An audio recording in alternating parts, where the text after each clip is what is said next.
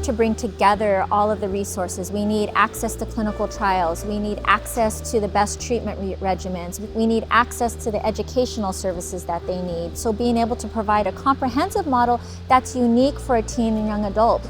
You need a dedicated multidisciplinary team that is properly led looking at these young people. So the team is really important. Then you have to find the places where they can come together. And you should be looking at for inpatient facilities, specialist areas for young people, and equally for outpatient facilities and day facilities, places where young people can get to meet other young people and congregate. That physical space provides a center where you kind of belong and it's yours, and it's separate from, again, the little kids, and it's separate from the older adults that may not necessarily share your interests and your experiences.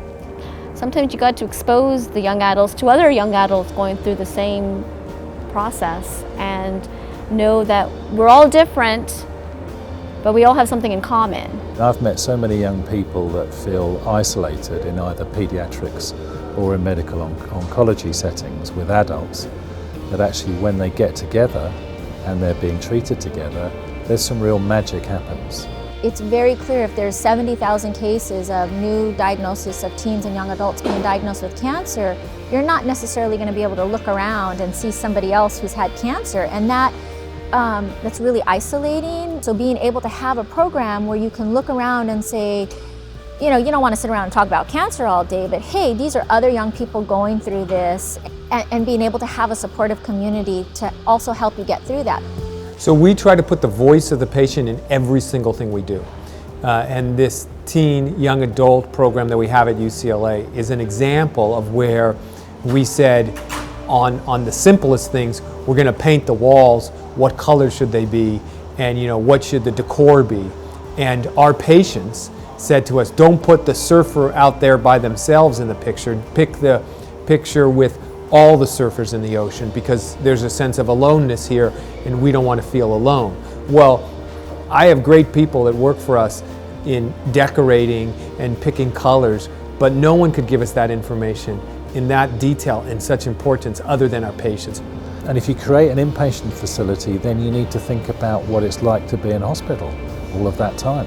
They need really good social space, as well as their bedrooms. They need places where they can come together, where they can meet and support each other. So the lounge, for example, our health system that I'm responsible for has about 790 inpatient beds, and we have about 150 clinics throughout Southern California. It's about a $3 billion enterprise.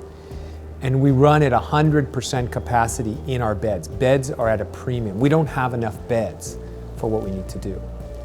The lounge required us to take a bed away from that count and convert it into a lounge. From a business standpoint, it was the stupidest thing we could ever do. From a human standpoint, there was no question that we were going to do it. So we even make bad business decisions when it's right for our patients. So the lounge to me is a symbol of getting it right for this particular group, even if it means now we have a bigger bed problem than we had before we did the lounge. I think the lounge inpatient is a great start.